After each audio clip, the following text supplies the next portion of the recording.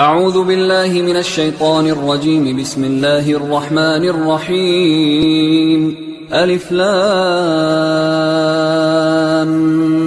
ميم. ذلك الكتاب لا ريب فيه هدى للمتقين الذين يؤمنون بالغيب ويقيمون الصلاة ومما رزقناهم ينفقون والذين يؤمنون بما أنزل إليك وما أنزل من قبلك وبالآخرة هم يوقنون أولئك على هدى من ربهم وأولئك هم المفلحون. إن الذين كفروا سواء عليهم أأنذرتهم أم لم تنذرهم لا يؤمنون ختم الله على قلوبهم وعلى سمعهم وعلى أبصارهم غشاوة ولهم عذاب عظيم. ومن الناس من يقول آمنا بالله وباليوم الآخر وما هم بمؤمنين يخادعون الله والذين آمنوا وما يخدعون إلا أنفسهم وما يشعرون في قلوبهم مرض فزادهم الله مرضا ولهم عذاب أليم بما كانوا يكذبون. وإذا قيل لهم لا تفسدوا في الأرض قالوا إنما نحن مصلحون ألا إنهم هم المفسدون ولكن لا يشعرون. وإذا قيل لهم آمنوا كما آمن الناس قالوا أنؤمن كما آمن السفهاء ألا إنهم هم السفهاء ولكن لا يعلمون. وإذا لقوا الذين آمنوا قالوا آمنا وإذا خلوا إلى شياطينهم قالوا إنا معكم إنما نحن مستهزئون الله يستهزئ بهم ويمدهم في طغيانهم يعمهون. أولئك الذين اشتروا الضلالة بالهدى فما ربحت تجارتهم وما كانوا مهتدين. مثلهم كمثل الذي استوقد نارا فلما أضاءت ما حوله ذهب الله بنورهم وتركهم في ظلمات لا يبصرون صم بكم عمي فهم لا يرجعون. أو كصيب من السماء فيه ظلمات ورعد وبرق يجعلون أصابعهم في آذانهم من الصواعق حذر الموت والله محيط بالكافرين. يكاد البرق يخطف أبصارهم كلما أضاء لهم مشوا فيه وإذا أظلم عليهم قاموا ولو شاء الله لذهب بسمعهم وأبصارهم إن الله على كل شيء قدير. يا أيها الناس اعبدوا ربكم الذي خلقكم والذين من قبلكم لعلكم تتقون الذي جعل لكم الأرض فراشا والسماء بناء وأنزل من السماء ماء فأخرج به من الثمرات رزقا لكم فلا تجعلوا لله أندادا وأنتم تعلمون. وإن كنتم في ريب مما نزلنا على عبدنا فأتوا بسورة من مثله وادعوا شهداءكم من دون الله إن كنتم صادقين فإن لم تفعلوا ولن تفعلوا فاتقوا النار التي وقودها الناس والحجارة أعدت للكافرين. وبشر الذين آمنوا وعملوا الصالحات أن لهم جنات تجري من تحتها الأنهار كلما رزقوا منها من ثمرة رزقا قالوا هذا الذي رزقنا من قبل وأتوا به متشابها ولهم فيها أزواج مطهرة وهم فيها خالدون. إن الله لا يستحيي أن يضرب مثلا ما بعوضة فما فوقها فأما الذين آمنوا فيعلمون أنه الحق من ربهم وأما الذين كفروا فيقولون ماذا أراد الله بهذا مثلا يضل به كثيرا ويهدي به كثيرا وما يضل به إلا الفاسقين الذين ينقضون عهد الله من بعد ميثاقه ويقطعون ما أمر الله به أن يوصل ويفسدون في الأرض أولئك هم الخاسرون. كيف تكفرون بالله وكنتم أمواتا فأحياكم ثم يميتكم ثم يحييكم ثم إليه ترجعون. هو الذي خلق لكم ما في الأرض جميعا ثم استوى إلى السماء فسواهن 7 سماوات وهو بكل شيء عليم. وإذ قال ربك للملائكة إني جاعل في الأرض خليفة قالوا أتجعل فيها من يفسد فيها ويسفك الدماء ونحن نسبح بحمدك ونقدس لك قال إني أعلم ما لا تعلمون. وعلم آدم الأسماء كلها ثم عرضهم على الملائكة فقال أنبئوني بأسماء هؤلاء إن كنتم صادقين. قالوا سبحانك لا علم لنا إلا ما علمتنا إنك أنت العليم الحكيم. قال يا آدم أنبئهم بأسمائهم فلما أنبأهم بأسمائهم قال ألم أقل لكم إني أعلم غيب السماوات والأرض وأعلم ما تبدون وما كنتم تكتمون. وإذ قلنا للملائكة اسجدوا لآدم فسجدوا إلا إبليس أبى واستكبر وكان من الكافرين. وقلنا يا آدم اسكن أنت وزوجك الجنة وكلا منها رغدا حيث شئتما ولا تقربا هذه الشجرة فتكونا من الظالمين. فأزلهما الشيطان عنها فأخرجهما مما كانا فيه وقلنا اهبطوا بعضكم لبعض عدو ولكم في الأرض مستقر ومتاع إلى حين. فتلقى آدم من ربه كلمات فتاب عليه إنه هو التواب الرحيم. قلنا اهبطوا منها جميعا فإما يأتينكم مني هدى فمن تبع هداي فلا خوف عليهم ولا هم يحزنون. والذين كفروا وكذبوا بآياتنا أولئك أصحاب النار هم فيها خالدون. يا بني إسرائيل اذكروا نعمتي التي أنعمت عليكم وأوفوا بعهدي أوف بعهدكم وإياي فارهبون. وآمنوا بما أنزلت مصدقا لما معكم ولا تكونوا أول كافر به ولا تشتروا بآياتي ثمنا قليلا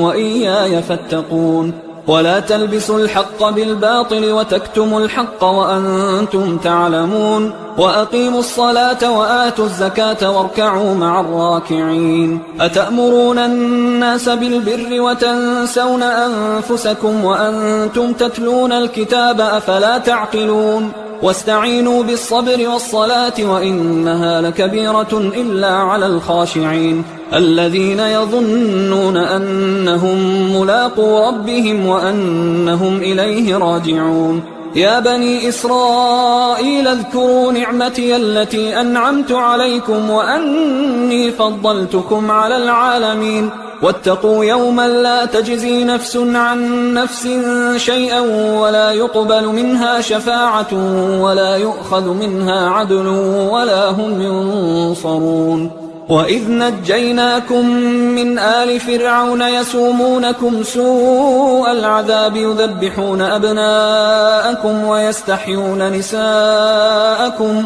وفي ذلكم بلاء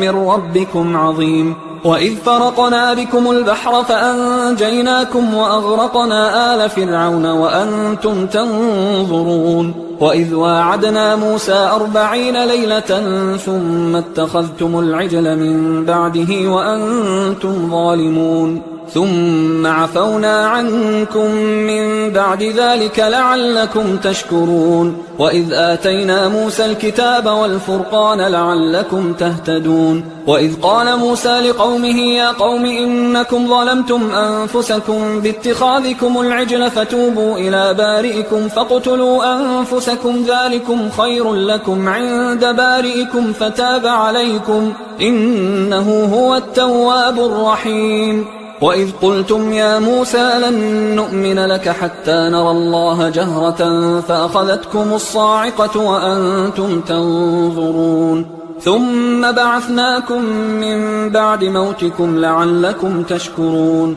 وظللنا عليكم الغمام وأنزلنا عليكم المن والسلوى كلوا من طيبات ما رزقناكم وما ظلمونا ولكن كانوا أنفسهم يظلمون وإذ قلنا ادخلوا هذه القرية فكلوا منها حيث شئتم رغدا وادخلوا الباب سجدا وقولوا حطة نغفر لكم خطاياكم وسنزيد المحسنين فبدل الذين ظلموا قولا غير الذي قيل لهم فأنزلنا على الذين ظلموا رجزا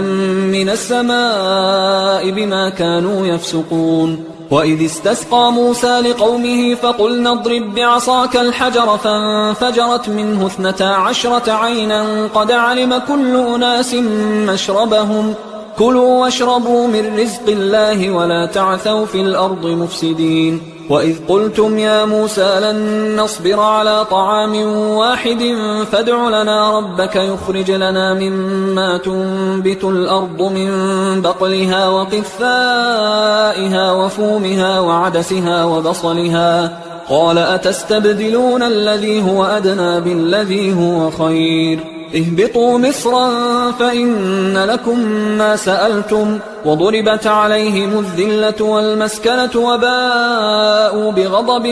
من الله ذلك بأنهم كانوا يكفرون بآيات الله ويقتلون النبيين بغير الحق ذلك بما عصوا وكانوا يعتدون إن الذين آمنوا والذين هادوا والنصارى والصابئين من آمن بالله واليوم الآخر وعمل صالحا فلهم أجرهم عند ربهم ولا خوف عليهم ولا هم يحزنون وإذ أخذنا ميثاقكم ورفعنا فوقكم الطور خذوا ما آتيناكم بقوة واذكروا ما فيه لعلكم تتقون ثم توليتم من بعد ذلك فلولا فضل الله عليكم ورحمته لكنتم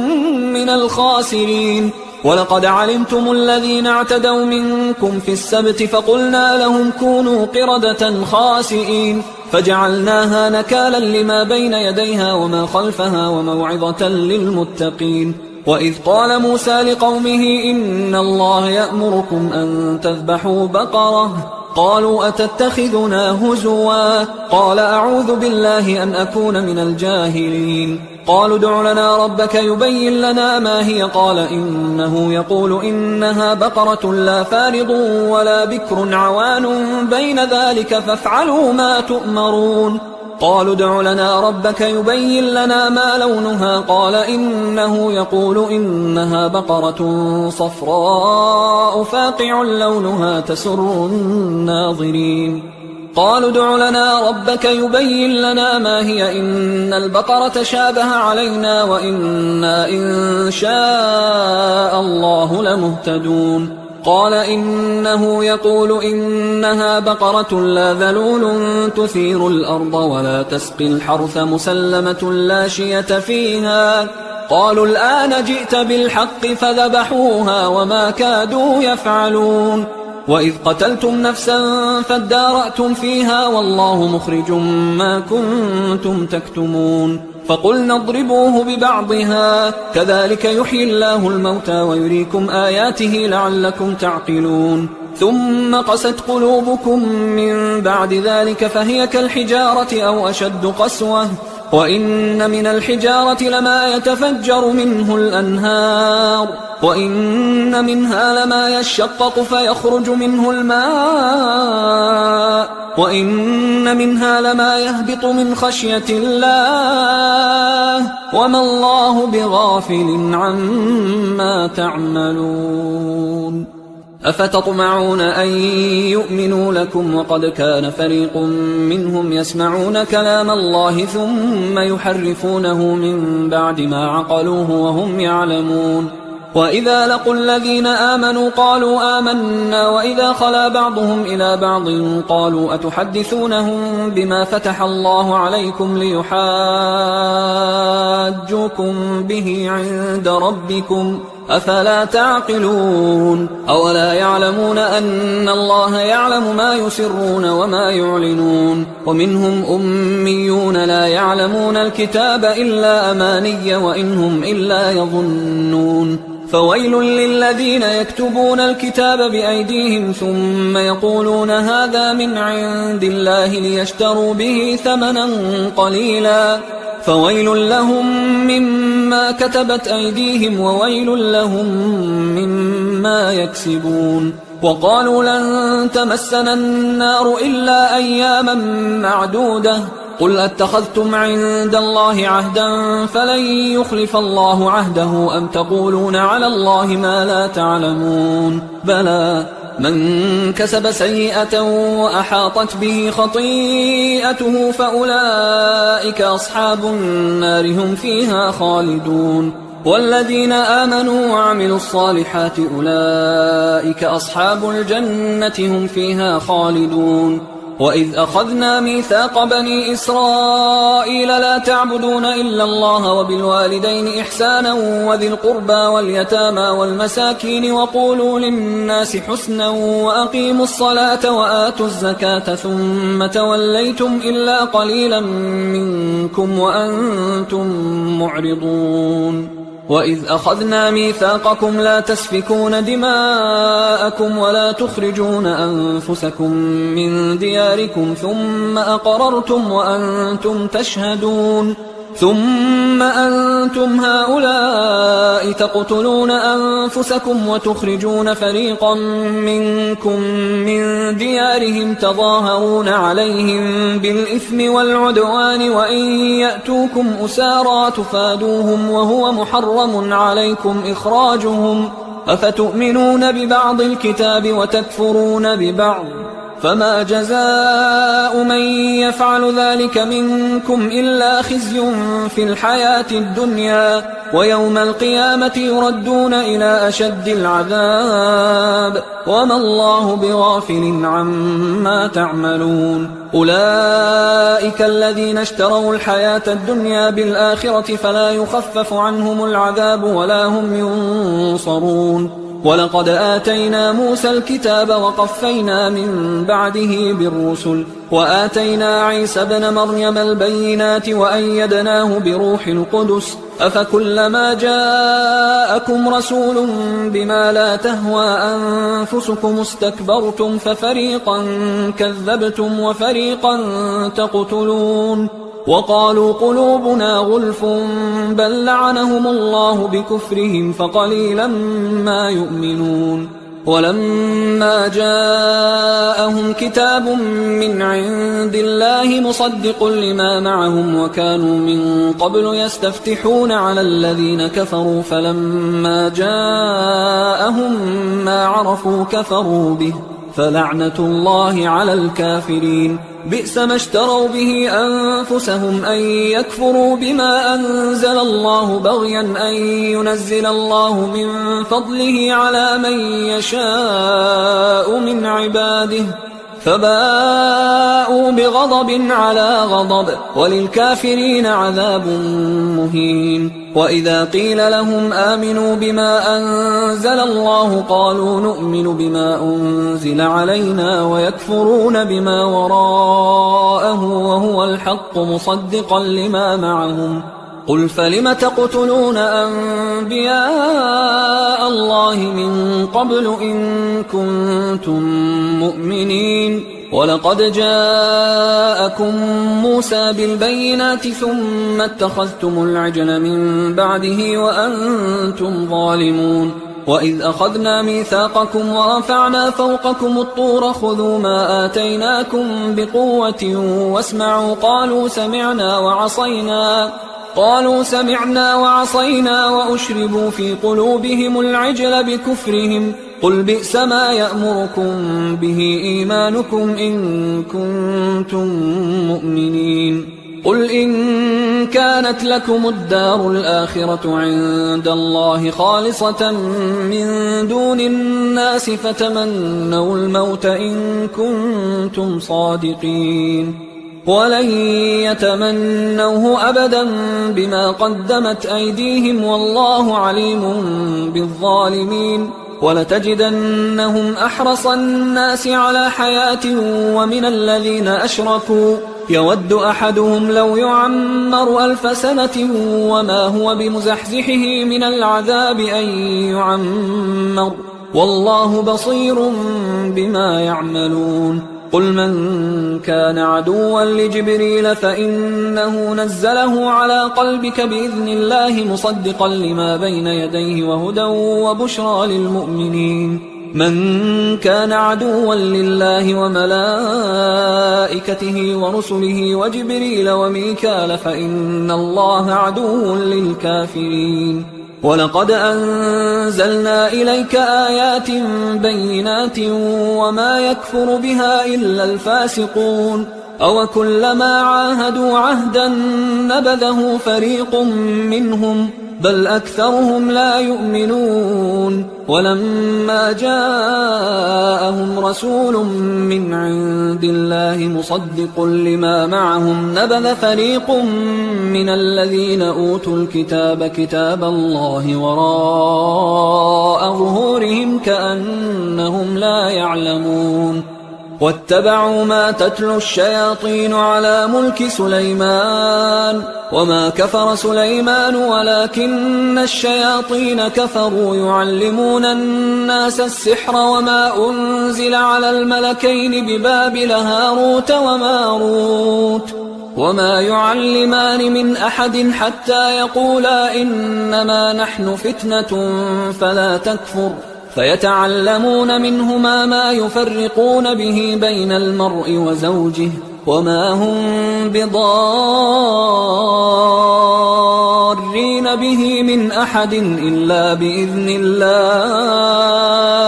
ويتعلمون ما يضرهم ولا ينفعهم ولقد علموا لمن اشتراه ما له في الآخرة من خلاق ولبئس ما شروا به أنفسهم لو كانوا يعلمون ولو أنهم آمنوا واتقوا لمثوبة من عند الله خير لو كانوا يعلمون يا أيها الذين آمنوا لا تقولوا راعنا وقولوا انظرنا واسمعوا وللكافرين عذاب أليم ما يود الذين كفروا من أهل الكتاب ولا المشركين أن ينزل عليكم من خير من ربكم والله يختص برحمته من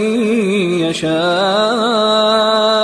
والله ذو الفضل العظيم ما ننسخ من آية أو ننسها نأت بخير منها أو مثلها ألم تعلم أن الله على كل شيء قدير ألم تعلم أن الله له ملك السماوات والأرض وما لكم من دون الله من ولي ولا نصير أم تريدون أن تسألوا رسولكم كما سئل موسى من قبل ومن يتبدل الكفر بالإيمان فقد ضل سواء السبيل ود كثير من أهل الكتاب لو يردونكم من بعد إيمانكم كفارا حسدا من عند أنفسهم من بعد ما تبين لهم الحق فاعفوا واصفحوا حتى يأتي الله بأمره إن الله على كل شيء قدير وأقيموا الصلاة وآتوا الزكاة وما تقدموا لأنفسكم من خير تجدوه عند الله إن الله بما تعملون بصير وقالوا لن يدخل الجنة إلا من كان هودا أو نصارى تلك أمانيهم قل هاتوا برهانكم إن كنتم صادقين بلى من أسلم وجهه لله وهو محسن فله أجره عند ربه ولا خوف عليهم ولا هم يحزنون وقالت اليهود ليست النصارى على شيء وقالت النصارى ليست اليهود على شيء وهم يتلون الكتاب كذلك قال الذين لا يعلمون مثل قولهم فالله يحكم بينهم يوم القيامة فيما كانوا فيه يختلفون ومن أظلم ممن منع مساجد الله أن يذكر فيها اسمه وسعى في خرابها أولئك ما كان لهم أن يدخلوها إلا خائفين لهم في الدنيا خزي ولهم في الآخرة عذاب عظيم ولله المشرق والمغرب فأينما تولوا فثم وجه الله إن الله واسع عليم وقالوا اتخذ الله ولدا سبحانه بل له ما في السماوات والأرض كل له قانتون بديع السماوات والأرض وإذا قضى أمرا فإنما يقول له كن فيكون وقال الذين لا يعلمون لولا يكلمنا الله أو تأتينا آية كذلك قال الذين من قبلهم مثل قولهم تشابهت قلوبهم قد بينا الآيات لقوم يوقنون إنا أرسلناك بالحق بشيرا ونذيرا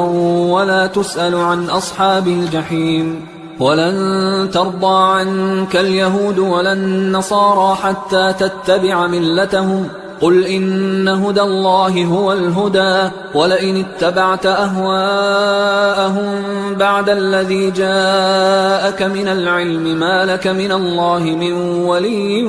ولا نصير الذين آتيناهم الكتاب يتلونه حق تلاوته أولئك يؤمنون به ومن يكفر به فأولئك هم الخاسرون يا بني إسرائيل اذكروا نعمتي التي أنعمت عليكم وأني فضلتكم على العالمين واتقوا يوما لا تجزي نفس عن نفس شيئا ولا يقبل منها عدل ولا تنفعها شفاعة ولا هم ينصرون وإذ ابتلى إبراهيم ربه بكلمات فأتمهن قال إني جاعلك للناس إماما قال ومن ذريتي قال لا ينال عهد الظالمين وإذ جعلنا البيت مثابة للناس وأمنا واتخذوا من مقام إبراهيم مصلى وعهدنا إلى إبراهيم وإسماعيل أن طهرا بيتي للطائفين والعاكفين والركع السجود وإذ قال إبراهيم رب اجعل هذا بلدا آمنا وارزق أهله من الثمرات من آمن منهم بالله واليوم الآخر قال ومن كفر فأمتعه قليلا ثم أضطره إلى عذاب النار وبئس المصير وإذ يرفع إبراهيم القواعد من البيت وإسماعيل ربنا تقبل منا إنك أنت السميع العليم ربنا وجعلنا مسلمين لك ومن ذريتنا أمة مسلمة لك وأرنا مناسكنا وتب علينا إنك أنت التواب الرحيم ربنا وبعث فيهم رسولا منهم يتلو عليهم آياتك ويعلمهم الكتاب والحكمة ويزكيهم إنك أنت العزيز الحكيم ومن يرغب عن ملة إبراهيم إلا من سفه نفسه ولقد اصطفيناه في الدنيا وإنه في الآخرة لمن الصالحين إذ قال له ربه أسلم قال أسلمت لرب العالمين ووصى بها إبراهيم بنيه ويعقوب يا بني إن الله اصطفى لكم الدين فلا تموتن إلا وأنتم مسلمون أم كنتم شهداء إذ حضر يعقوب الموت إذ قال لبنيه ما تعبدون من بعدي قالوا نعبد إلهك وإله آبائك إبراهيم وإسماعيل وإسحاق إلها واحدا ونحن له مسلمون تلك أمة قد خلت لها ما كسبت ولكم ما كسبتم ولا تسألون عما كانوا يعملون وقالوا كونوا هودا أو نصارى تهتدوا قل بل ملة إبراهيم حنيفا وما كان من المشركين قولوا آمنا بالله وما أنزل إلينا وما أنزل إلى إبراهيم وإسماعيل وإسحاق ويعقوب والأسباط وما أوتي موسى وعيسى وما أوتي النبيون من ربهم لا نفرق بين أحد منهم ونحن له مسلمون فإن آمنوا بمثل ما آمنتم به فقد اهتدوا وإن تولوا فإنما هم في شقاق فسيكفيكهم الله وهو السميع العليم صبغة الله ومن أحسن من الله صبغة ونحن له عابدون قل أتحاجوننا في الله وهو ربنا وربكم ولنا أعمالنا ولكم أعمالكم ونحن له مخلصون أم تقولون إن إبراهيم وإسماعيل وإسحاق ويعقوب والأسباط كانوا هودا أو نصارى قل أأنتم أعلم أم الله ومن أظلم ممن كتم شهادة عنده من الله وما الله بغافل عما تعملون تلك أمة قد خلت لها ما كسبت ولكم ما كسبتم ولا تسألون عما كانوا يعملون سيقول السفهاء من الناس ما ولاهم عن قبلتهم التي كانوا عليها قل لله المشرق والمغرب يهدي من يشاء إلى صراط مستقيم وكذلك جعلناكم أمة وسطا لتكونوا شهداء على الناس ويكون الرسول عليكم شهيدا وما جعلنا القبلة التي كنت عليها إلا لنعلم من يتبع الرسول ممن ينقلب على عقبيه وإن كانت لكبيرة إلا على الذين هدى الله وما كان الله ليضيع إيمانكم إن الله بالناس لرؤوف رحيم قد نرى تقلب وجهك في السماء فلنولينك قبلة ترضاها فول وجهك شطر المسجد الحرام وحيث ما كنتم فولوا وجوهكم شطره وإن الذين أوتوا الكتاب ليعلمون أنه الحق من ربهم وما الله بغافل عما يعملون ولئن أتيت الذين أوتوا الكتاب بكل آية ما تبعوا قبلتك وما أنت بتابع قبلتهم وما بعضهم بتابع قبلة بعض ولئن اتبعت أهواءهم من بعد ما جاءك من العلم إنك إذا لمن الظالمين الذين آتيناهم الكتاب يعرفونه كما يعرفون أبناءهم وإن فريقا منهم ليكتمون الحق وهم يعلمون الحق من ربك فلا تكونن من الممترين ولكل وجهة هو موليها فاستبقوا الخيرات أينما تكونوا يأت بكم الله جميعا إن الله على كل شيء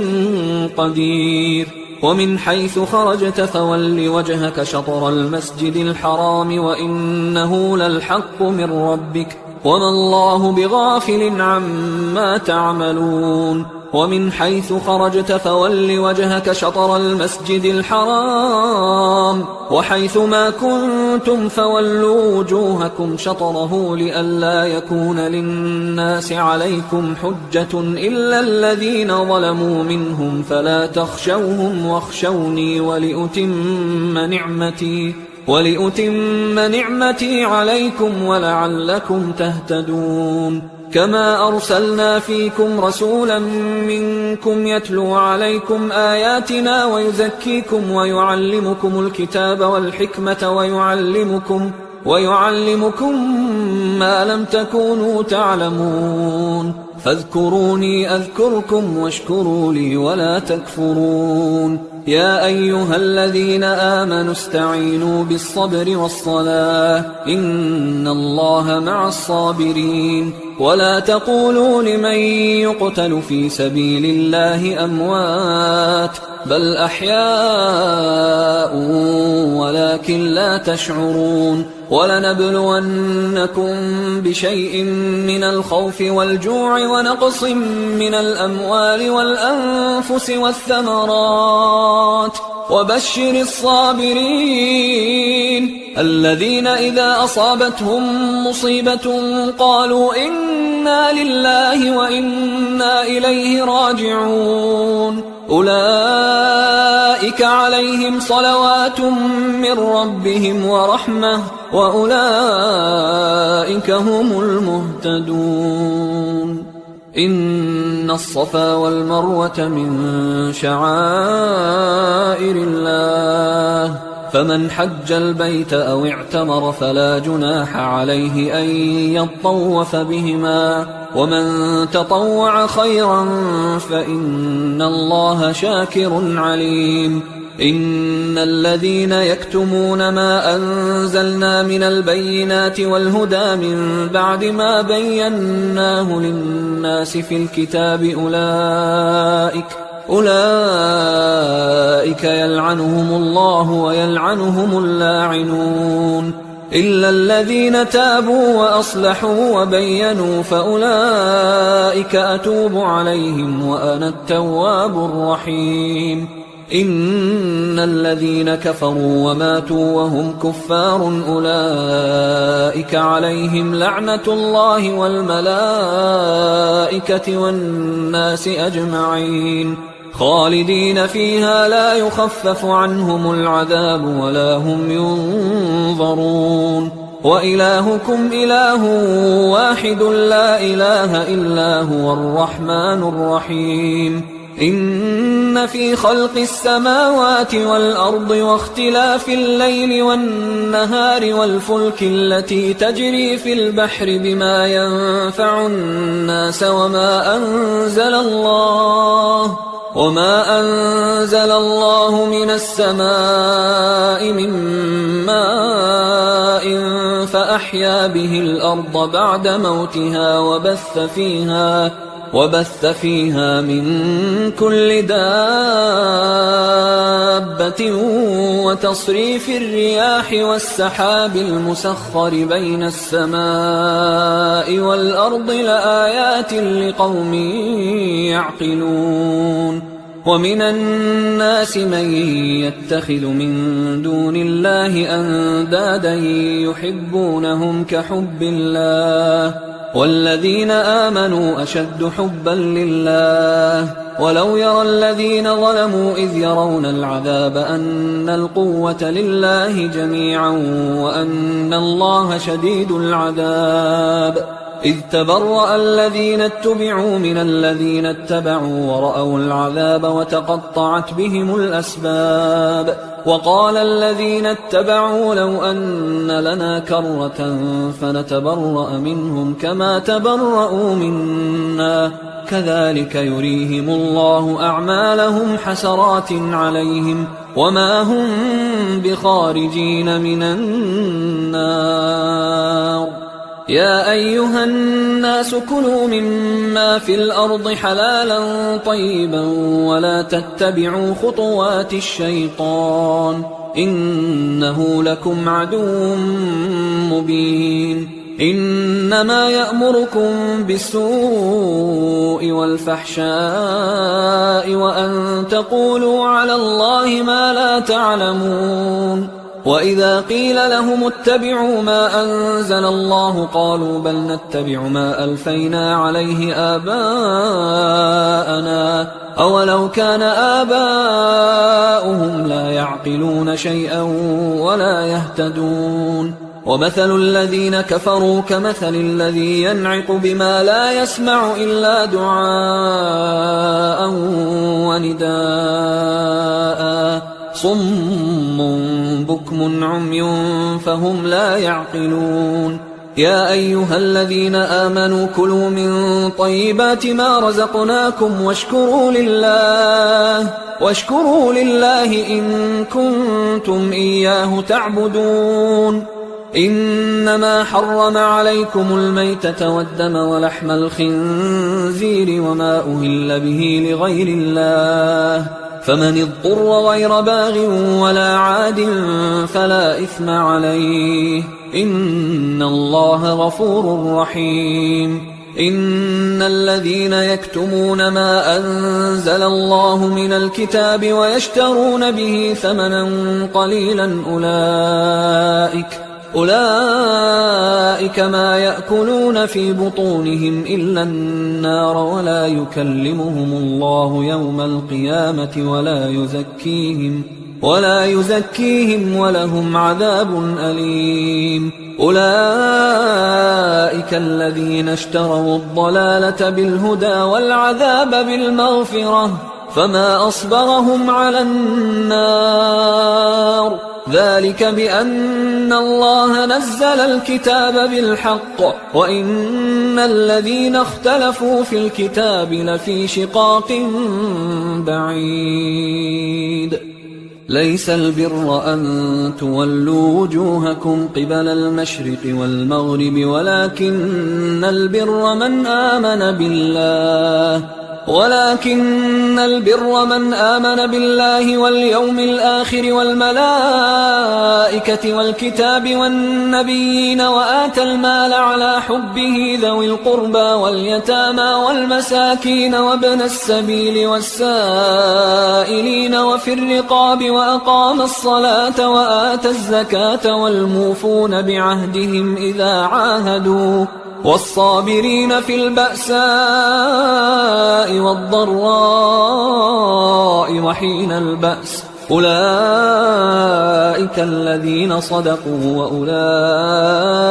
هم المتقون يا أيها الذين آمنوا كتب عليكم القصاص في القتلى الحر بالحر والعبد بالعبد والأنثى بالأنثى فمن عفي له من أخيه شيء فاتباع بالمعروف وأداء إليه بإحسان ذلك تخفيف من ربكم ورحمة فمن اعتدى بعد ذلك فله عذاب أليم ولكم في القصاص حياة يا أولي الألباب لعلكم تتقون كتب عليكم إذا حضر أحدكم الموت إن ترك خيرا الوصية للوالدين والأقربين بالمعروف حقا على المتقين فمن بدله بعدما سمعه فإنما إثمه على الذين يبدلونه إن الله سميع عليم فمن خاف من موص جنفا أو إثما فأصلح بينهم فلا إثم عليه إن الله غفور رحيم. يا أيها الذين آمنوا كتب عليكم الصيام كما كتب على الذين من قبلكم لعلكم تتقون أياما معدودات، فمن كان منكم مريضا أو على سفر فعدة من أيام أخر، وعلى الذين يطيقونه فدية طعام مسكين، فمن تطوع خيرا فهو خير له، وأن تصوموا خير لكم إن كنتم تعلمون. شهر رمضان الذي أنزل فيه القرآن هدى للناس وبينات من الهدى والفرقان، فمن شهد منكم الشهر فليصم، ومن كان مريضا أو على سفر فعدة من أيام أخر، يريد الله بكم اليسر ولا يريد بكم العسر ولتكملوا العدة ولتكبروا الله على ما هداكم ولعلكم تشكرون. وإذا سألك عبادي عني فإني قريب أجيب دعوة الداعي إذا دعان، فليستجيبوا لي وليؤمنوا بي لعلهم يرشدون. أحل لكم ليلة الصيام الرفث إلى نسائكم هن لباس لكم وأنتم لباس لهن، علم الله أنكم كنتم تختانون أنفسكم فتاب عليكم وعفى عنكم، فالآن باشروهن وابتغوا ما كتب الله لكم، وكلوا واشربوا حتى يتبين لكم الخيط الأبيض من الخيط الأسود من الفجر، ثم أتموا الصيام إلى الليل، ولا تباشروهن وأنتم عاكفون في المساجد، تلك حدود الله فلا تقربوها، كذلك يبين الله آياته للناس لعلهم يتقون. ولا تأكلوا أموالكم بينكم بالباطل وتدلوا بها إلى الحكام لتأكلوا فريقا من أموال الناس بالإثم وأنتم تعلمون. يسألونك عن الأهلة قل هي مواقيت للناس والحج، وليس البر بأن تأتوا البيوت من ظهورها ولكن البر من اتقى، وأتوا البيوت من أبوابها واتقوا الله لعلكم تفلحون. وقاتلوا في سبيل الله الذين يقاتلونكم ولا تعتدوا إن الله لا يحب المعتدين. وقتلوهم حيث ثقفتموهم وأخرجوهم من حيث أخرجوكم والفتنة أشد من القتل، ولا تقاتلوهم عند المسجد الحرام حتى يقاتلوكم فيه، فإن قاتلوكم فاقتلوهم، كذلك جزاء الكافرين، فإن انتهوا فإن الله غفور رحيم. وقاتلوهم حتى لا تكون فتنة ويكون الدين لله، فإن انتهوا فلا عدوان إلا على الظالمين. الشهر الحرام بالشهر الحرام والحرمات قصاص، فمن اعتدى عليكم فاعتدوا عليه بمثل ما اعتدى عليكم، واتقوا الله واعلموا أن الله مع المتقين. وأنفقوا في سبيل الله ولا تلقوا بأيديكم إلى التهلكة وأحسنوا إن الله يحب المحسنين. وأتموا الحج والعمرة لله، فإن أحصرتم فما استيسر من الهدي، ولا تحلقوا رؤوسكم حتى يبلغ الهدي محله، فمن كان منكم مريضا أو به أذى من رأسه ففدية من صيام أو صدقة أو نسك، فإذا أمنتم فمن تمتع بالعمرة إلى الحج فما استيسر من الهدي، فمن لم يجد فصيام 3 أيام في الحج و7 إذا رجعتم، تلك 10 كاملة، ذلك لمن لم يكن أهله حاضر المسجد الحرام. واتقوا الله واعلموا أن الله شديد العقاب. الحج أشهر معلومات، فمن فرض فيهن الحج فلا رفث ولا فسوق ولا جدال في الحج، وما تفعلوا من خير يعلمه الله، وتزودوا فإن خير الزاد التقوى واتقون يا أولي الألباب. ليس عليكم جناح أن تبتغوا فضلا من ربكم، فإذا أفضتم من عرفات فاذكروا الله عند المشعر الحرام واذكروه كما هداكم وإن كنتم من قبله لمن الضالين. ثم أفيضوا من حيث أفاض الناس واستغفروا الله إن الله غفور رحيم. فإذا قضيتم مناسككم فاذكروا الله كذكركم آباءكم أو أشد ذكرا. فمن الناس من يقول ربنا آتنا في الدنيا وما له في الآخرة من خلاق، ومنهم من يقول ربنا آتنا في الدنيا حسنة وفي الآخرة حسنة وقنا عذاب النار. أولئك لهم نصيب مما كسبوا والله سريع الحساب. واذكروا الله في أيام معدودات، فمن تعجل في يومين فلا إثم عليه ومن تأخر فلا إثم عليه لمن اتقى. واتقوا الله واعلموا أنكم إليه تحشرون. ومن الناس من يعجبك قوله في الحياة الدنيا ويشهد الله على ما في قلبه وهو ألد الخصام. وإذا تولى سعى في الأرض ليفسد فيها ويهلك الحرث والنسل والله لا يحب الفساد. وإذا قيل له اتق الله أخذته العزة بالإثم فحسبه جهنم ولبئس المهاد. ومن الناس من يشري نفسه ابتغاء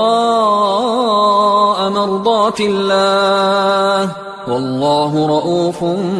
بالعباد. يا أيها الذين آمنوا ادخلوا في السلم كافة ولا تتبعوا خطوات الشيطان إنه لكم عدو مبين. فإن زللتم من بعد ما جاءتكم البينات فاعلموا أن الله عزيز حكيم. هل ينظرون إلا أن يأتيهم الله في ظلل من الغمام والملائكة وقضي الأمر وإلى الله ترجع الأمور. سل بني إسرائيل كم آتيناهم من آية بينة ومن يبدل نعمة الله من بعد ما جاءته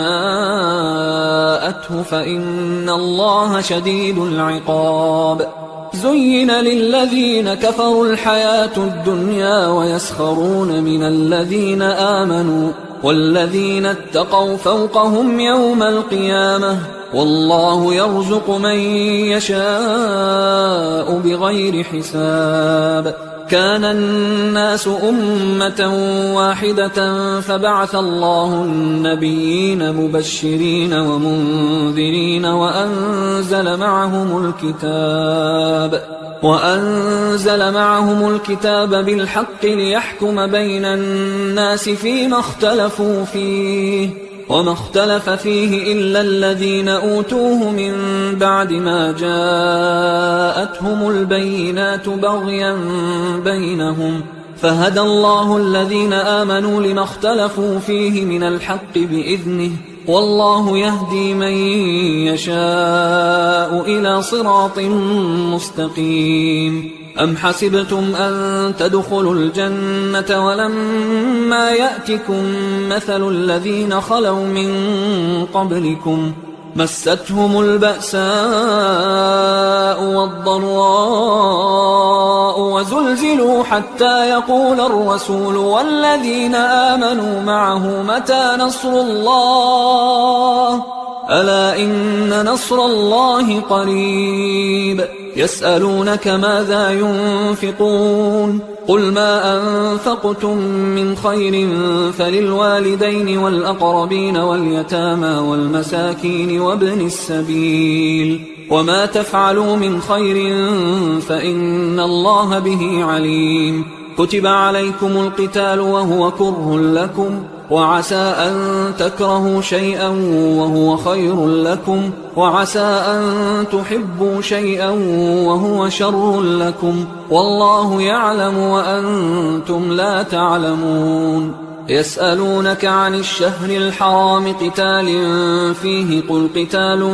فيه كبير وصد عن سبيل الله وكفر به والمسجد الحرام وإخراج أهله منه أكبر عند الله والفتنة أكبر من القتل ولا يزالون يقاتلونكم حتى يردوكم عن دينكم إن استطاعوا ومن يرتدد منكم عن دينه فيمت وهو كافر فأولئك حبطت أعمالهم في الدنيا والآخرة وأولئك أصحاب النار هم فيها خالدون إن الذين آمنوا والذين هاجروا وجاهدوا في سبيل الله أولئك يرجون رحمة الله والله غفور رحيم يسألونك عن الخمر والميسر قل فيهما إثم كبير ومنافع للناس وإثمهما أكبر من نفعهما ويسألونك ماذا ينفقون قل العفو كذلك يبين الله لكم الآيات لعلكم تتفكرون في الدنيا والآخرة ويسألونك عن اليتامى قل إصلاح لهم خير وإن تخالطوهم فإخوانكم والله يعلم المفسد من المصلح ولو شاء الله لأعنتكم إن الله عزيز حكيم ولا تنكحوا المشركات حتى يؤمنوا ولأمة مؤمنة خير من مشركة ولو أعجبتكم ولا تنكحوا المشركين حتى يؤمنوا ولعبد مؤمن خير من مشرك ولو أعجبكم أولئك يدعون إلى النار والله يدعو إلى الجنة والمغفرة بإذنه ويبين آياته للناس لعلهم يتذكرون ويسألونك عن المحيض قل هو أذى فاعتزلوا النساء في المحيض ولا تقربوهن حتى يطهرن فإذا تطهرن فأتوهن من حيث أمركم الله إن الله يحب التوابين ويحب المتطهرين نساؤكم حرث لكم فأتوا حرثكم أنى شئتم وقدموا لأنفسكم واتقوا الله واعلموا أنكم ملاقوه وبشر المؤمنين ولا تجعلوا الله عرضة لأيمانكم أن تبروا وتتقوا وتصلحوا بين الناس والله سميع عليم لا يؤاخذكم الله باللغو في أيمانكم ولكن يؤاخذكم بما كسبت قلوبكم والله غفور حليم للذين يؤلون من نسائهم تربص 4 أشهر فإن فاءوا فإن الله غفور رحيم وإن عزموا الطلاق فإن الله سميع عليم والمطلقات يتربصن بأنفسهن 3 قروء ولا يحل لهن أن يكتمن ما خلق الله في أرحامهن إن كن يؤمن بالله واليوم الآخر وبعولتهن أحق بردهن في ذلك إن أرادوا إصلاحا ولهن مثل الذي عليهن بالمعروف وللرجال عليهن درجة والله عزيز حكيم الطلاق 2 فإمساك بمعروف أو تسريح بإحسان ولا يحل لكم أن تأخذوا مما آتيتموهن شيئا إلا أن يخافا ألا يقيما حدود الله فإن خفتم ألا يقيما حدود الله فلا جناح عليهما فيما افتدت به تلك حدود الله فلا تعتدوها ومن يتعد حدود الله فأولئك هم الظالمون فإن طلقها فلا تحل له من بعد حتى تنكح زوجا غيره فإن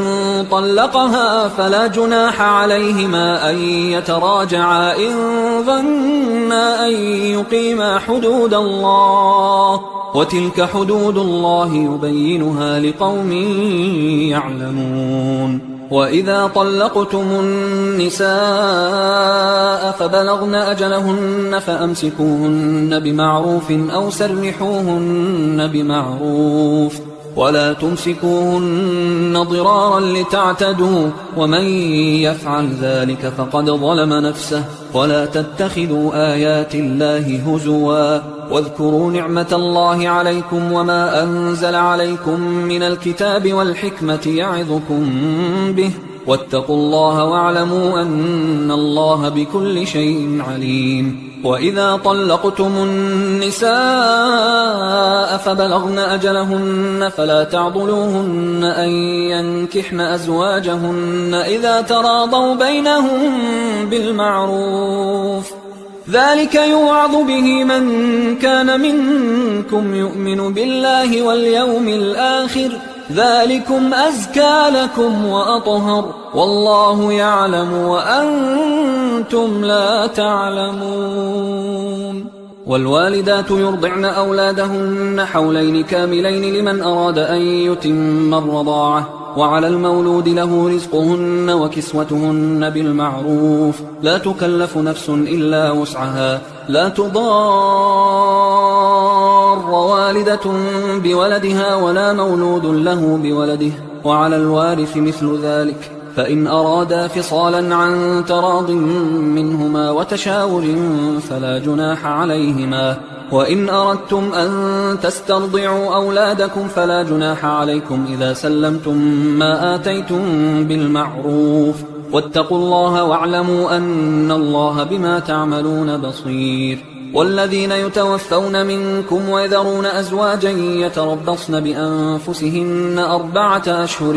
وعشرا فإذا بلغن أجلهن فلا جناح عليكم فيما فعلن في أنفسهن بالمعروف والله بما تعملون خبير ولا جناح عليكم فيما عرضتم به من خطبة النساء أو أكننتم في أنفسكم علم الله أنكم ستذكرونهن ولكن لا تواعدوهن سرا إلا أن تقولوا قولا معروفا ولا تعزموا عقدة النكاح حتى يبلغ الكتاب أجله واعلموا أن الله يعلم ما في أنفسكم فاحذروه واعلموا أن الله غفور حليم لا جناح عليكم إن طلقتم النساء ما لم تمسوهن أو تفرضوا لهن فريضة ومتعوهن على الموسع قدره وعلى المقتر قدره متاعا بالمعروف حقا على المحسنين وإن طلقتموهن من قبل أن تمسوهن وقد فرضتم لهن فريضة فنصف ما فرضتم إلا أن يعفون أو يعفو الذي بيده عقدة النكاح وأن تعفوا أقرب للتقوى ولا تنسوا الفضل بينكم إن الله بما تعملون بصير حافظوا على الصلوات والصلاة الوسطى وقوموا لله قانتين فإن خفتم فرجالا أو ركبانا فإذا أمنتم فاذكروا الله كما علمكم ما لم تكونوا تعلمون والذين يتوفون منكم ويذرون أزواجا وصية لأزواجهم متاعا إلى الحول غير إخراج فإن خرجن فلا جناح عليكم فيما فعلن في أنفسهن من معروف والله عزيز حكيم وللمطلقات متاع بالمعروف حقا على المتقين كذلك يبين الله لكم آياته لعلكم تعقلون ألم تر إلى الذين خرجوا من ديارهم وهم ألوف حذر الموت فقال لهم الله موتوا ثم أحياهم إن الله لذو فضل على الناس ولكن أكثر الناس لا يشكرون وقاتلوا في سبيل الله واعلموا أن الله سميع عليم من ذا الذي يقرض الله قرضا حسنا فيضاعفه له أضعافا كثيرة والله يقبض ويبسط وإليه ترجعون ألم تر إلى الملأ من بني إسرائيل من بعد موسى إذ قالوا لنبي له مبعث لنا ملكا نقاتل في سبيل الله قال هل عسيتم إن كتب عليكم القتال ألا تقاتلوا قالوا وما لنا ألا نقاتل في سبيل الله وقد أخرجنا من ديارنا وأبنائنا فلما كتب عليهم القتال تولوا إلا قليلا منهم والله عليم بالظالمين وقال لهم نبيهم إن الله قد بعث لكم طالوت ملكا قالوا أنى يكون له الملك علينا ونحن أحق بالملك منه ولم يؤت سعة من المال قال إن الله اصطفاه عليكم وزاده بسطة في العلم والجسم والله يؤتي ملكه من يشاء والله واسع عليم وقال لهم نبيهم إن آية ملكه أن يأتيكم التابوت فيه سكينة من ربكم وبقية مما ترك آل موسى وآل هارون تحمله الملائكة إن في ذلك لآية لكم إن كنتم مؤمنين فلما فصل طالوت بالجنود قال إن الله مبتليكم بنهر فمن شرب منه فليس مني ومن لم يطعمه فإنه مني إلا من اغترف غرفة بيده فشربوا منه إلا قليلا منهم فلما جاوزه هو والذين آمنوا معه قالوا لا طاقة لنا اليوم بجالوت وجنوده قال الذين يظنون أنهم ملاقوا الله كم من فئة قليلة غلبت فئة كثيرة بإذن الله والله مع الصابرين ولما برزوا لجالوت وجنوده قالوا ربنا أفرغ علينا صبرا وثبت أقدامنا وانصرنا على القوم الكافرين فهزموهم بإذن الله وقتل داود جالوت وآتاه الله الملك والحكمة وعلمه مما يشاء ولولا دفع الله الناس بعضهم ببعض لفسدت الأرض ولكن الله ذو فضل على العالمين تلك آيات الله نتلوها عليك بالحق وإنك لمن المرسلين تلك الرسل فضلنا بعضهم على بعض منهم من كلم الله ورفع بعضهم درجات وآتينا عيسى ابن مريم البينات وأيدناه بروح القدس ولو شاء الله ما اقتتل الذين من بعدهم من بعد ما جاءتهم البينات ولكن اختلفوا فمنهم من آمن ومنهم من كفر ولو شاء الله ما اقتتلوا ولكن الله يفعل ما يريد يا أيها الذين آمنوا أنفقوا مما رزقناكم من قبل أن يأتي يوم لا بيع فيه ولا خلة ولا شفاعة والكافرون هم الظالمون الله لا إله إلا هو الحي القيوم لا تأخذه سنة ولا نوم له ما في السماوات وما في الأرض من ذا الذي يشفع عنده إلا بإذنه يعلم ما بين أيديهم وما خلفهم ولا يحيطون بشيء من علمه إلا بما شاء وسع كرسيه السماوات والأرض ولا يؤوده حفظهما وهو العلي العظيم لا إكراه في الدين قد تبين الرشد من الغي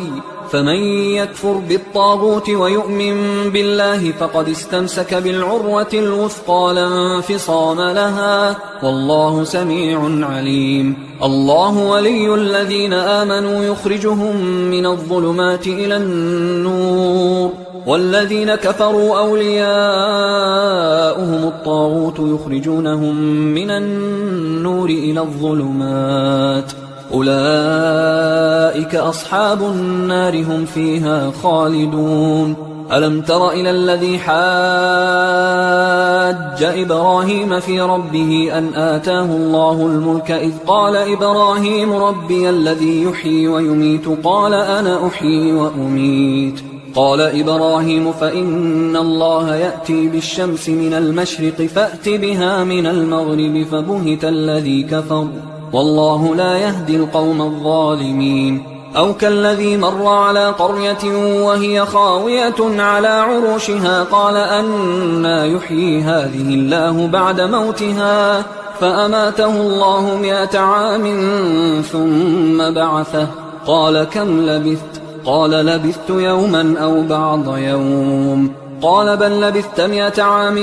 فانظر إلى طعامك وشرابك لم يتسنه وانظر إلى حمارك ولنجعلك آية للناس وانظر إلى العظام كيف ننشزها ثم نكسوها لحما فلما تبين له قال أعلم أن الله على كل شيء قدير وإذ قال إبراهيم رب أرني كيف تحيي الموتى قال أولم تؤمن قال بلى ولكن ليطمئن قلبي قال فخذ 4 من الطير فصرهن إليك ثم اجعل على كل جبل منهن جزءا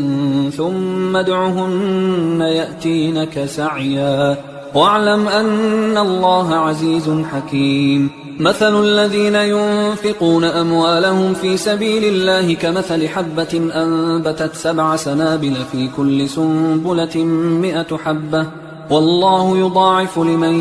يشاء والله واسع عليم الذين ينفقون أموالهم في سبيل الله ثم لا يتبعون ما أنفقوا منا ولا أذى لهم أجرهم عند ربهم ولا خوف عليهم ولا هم يحزنون قول معروف ومغفرة خير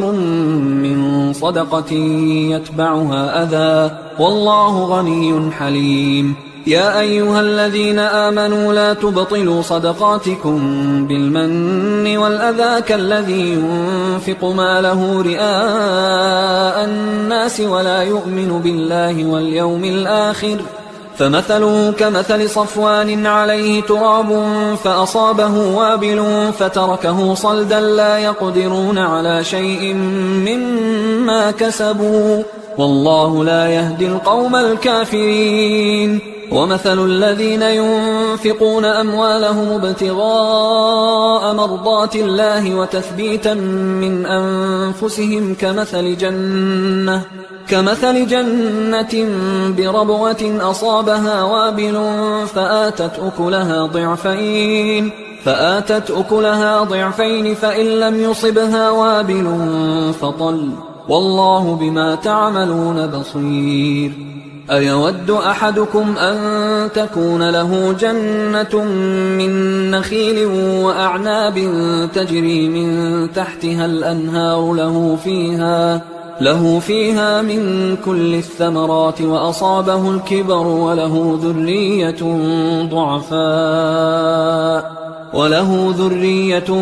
ضعفاء فأصابها إعصار فيه نار فاحترقت كذلك يبين الله لكم الآيات لعلكم تتفكرون يا أيها الذين آمنوا أنفقوا من طيبات ما كسبتم ومما أخرجنا لكم من الأرض ولا تيمموا الخبيث منه تنفقون ولستم بآخذيه إلا أن تغمضوا فيه واعلموا أن الله غني حميد الشيطان يعدكم الفقر ويأمركم بالفحشاء والله يعدكم مغفرة منه وفضلا والله واسع عليم يؤتي الحكمة من يشاء ومن يؤت الحكمة فقد أوتي خيرا كثيرا وما يذكر إلا أولو الألباب وما أنفقتم من نفقة أو نذرتم من نذر فإن الله يعلمه وما للظالمين من أنصار إن تبدوا الصدقات فنعما هي وإن تخفوها وتؤتوها الفقراء فهو خير لكم ويكفر عنكم من سيئاتكم والله بما تعملون خبير ليس عليك هداهم ولكن الله يهدي من يشاء وما تنفقوا من خير فلأنفسكم وما تنفقون إلا ابتغاء وجه الله وما تنفقوا من خير يوفى إليكم وأنتم لا تظلمون للفقراء الذين أحصروا في سبيل الله لا يستطيعون ضربا في الأرض يحسبهم الجاهل أغنياء من التعفف تعرفهم بسيماهم لا يسألون الناس إلحافا وما تنفقوا من خير فإن الله به عليم الذين ينفقون أموالهم بالليل والنهار سرا وعلانية فلهم أجرهم عند ربهم ولا خوف عليهم ولا هم يحزنون الذين يأكلون الربا لا يقومون إلا كما يقوم الذي يتخبطه الشيطان من المس ذلك بأنهم قالوا إنما البيع مثل الربا وأحل الله البيع وحرم الربا فمن جاءه موعظة من ربه فانتهى فله ما سلف وأمره إلى الله ومن عاد فأولئك أصحاب النار هم فيها خالدون يمحق الله الربا ويربي الصدقات والله لا يحب كل كفار أثيم إن الذين آمنوا وعملوا الصالحات وأقاموا الصلاة وآتوا الزكاة لهم أجرهم عند ربهم ولا خوف عليهم ولا هم يحزنون يا أيها الذين آمنوا اتقوا الله وذروا ما بقي من الربا إن كنتم مؤمنين فإن لم تفعلوا فأذنوا بحرب من الله ورسوله وإن تبتم فلكم رؤوس أموالكم لا تظلمون ولا تظلمون وإن كان ذو عسرة فنظرة إلى ميسرة وأن تصدقوا خير لكم إن كنتم تعلمون واتقوا يوما ترجعون فيه إلى الله ثم توفى كل نفس ما كسبت وهم لا يظلمون يا أيها الذين آمنوا إذا تداينتم بدين إلى أجل مسمى فاكتبوه وليكتب بينكم كاتب بالعدل ولا يأب كاتب أن يكتب كما علمه الله فليكتب وليملل الذي عليه الحق وليتق الله ربه ولا يبخس منه شيئا فإن كان الذي عليه الحق سفيها أو ضعيفا أو لا يستطيع أن يمله فليملل وليه بالعدل واستشهدوا شهيدين من رجالكم فإن لم يكونا رجلين فرجل وامرأتان ممن ترضون من الشهداء أن تضل إحداهما فتذكر إحداهما الأخرى ولا يأبى الشهداء إذا ما دعوا ولا تسأموا أن تكتبوه صغيرا أو كبيرا إلى أجله ذلكم أقسط عند الله وأقوم للشهادة وأدنى أن لا ترتابوا إلا أن تكون تجارة حاضرة تديرونها بينكم فليس عليكم جناح ألا تكتبوها وأشهدوا إذا تبايعتم ولا يضار كاتب ولا شهيد وإن تفعلوا فإنه فسوق بكم واتقوا الله ويعلمكم الله والله بكل شيء عليم وإن كنتم على سفر ولم تجدوا كاتبا فرهان مقبوضة، فإن أمن بعضكم بعضا فليؤدي الذي اؤتمن أمانته وليتق الله ربه ولا تكتموا الشهادة، ومن يكتمها فإنه آثم قلبه والله بما تعملون عليم. لله ما في السماوات وما في الأرض، وإن تبدوا ما في أنفسكم أو تخفوه يحاسبكم به الله فيغفر لمن يشاء ويعذب من يشاء والله على كل شيء قدير. آمن الرسول بما أنزل إليه من ربه والمؤمنون كل آمن بالله وملائكته وكتبه ورسله لا نفرق بين أحد من رسله وقالوا سمعنا وأطعنا غفرانك ربنا وإليك المصير. لا يكلف الله نفسا إلا وسعها، لها ما كسبت وعليها ما اكتسبت، ربنا لا تؤاخذنا إن نسينا أو أخطأنا، ربنا ولا تحمل علينا إصرا كما حملته على الذين من قبلنا، ربنا ولا تحملنا ما لا طاقة لنا به، واعف عنا واغفر لنا وارحمنا أنت مولانا فانصرنا على القوم الكافرين.